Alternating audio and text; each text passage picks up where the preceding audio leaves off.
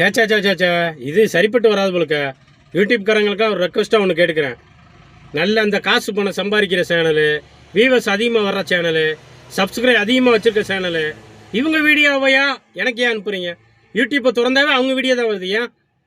சும்மா கஷ்டப்படுறவங்க எங்கள் அக்கா தங்கச்சி மாதிரி, எங்கள் அண்ணன் தம்பி மாதிரி ரொம்ப கஷ்டப்பட்டு ஒரு செல்ஃபோனை மட்டும் வச்சுட்டு வீடியோ எடுத்து போடுறவங்க சேனலை எனக்கு அனுப்பிச்சி விடுங்க. நான் சப்போர்ட் பண்ணுறேன், லைக் பண்ணுறேன்.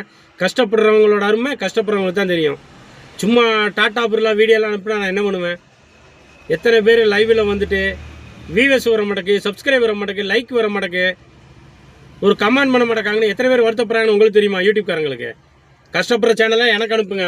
இல்லைனா இந்த டாட்டா பிர்லா சேனலாக எனக்கு அனுப்ப வேண்டாம். நண்பர்களே, உங்களுக்குலாம் ஒரு ரெக்வஸ்ட்டாக சொல்லிக்கிறேன். என் சேனல் சப்ஸ்கிரைப் பண்ண வேண்டாம், என் சேனல் லைக் பண்ண வேண்டாம், என்னோடய சேனலுக்கு கமெண்ட் பண்ண வேண்டாம். கஷ்டப்படுறவங்களுக்கு, உண்மையாக உழைக்கிறவங்களுக்கு சப்போர்ட் பண்ணுங்கள் நண்பர்களே. காசு பணம்லாம் கொடுக்காதீங்க. இது மாதிரி ஒரு சப்போர்ட் பண்ணுங்கள். உண்மையாக ஒருத்தர் செல்ஃபோனை மட்டும் வச்சுட்டு ஒரு யூடியூப்பு சமூக வலைதளத்தில் வீடியோ போடுறானா அவனுக்கு சப்போர்ட் பண்ணுங்கள். சும்மா லைக் பண்ணிகிட்டு இருந்த சேனலுக்கே லைக் பண்ணிகிட்டு இருக்காதீங்க. ஒரு மனிதநேயமாக கஷ்டப்படுறவங்களுக்கு சப்போர்ட் பண்ணுங்கள். எனக்கு நீங்கள் சப்போர்ட் பண்ண வேண்டாம். நன்றி.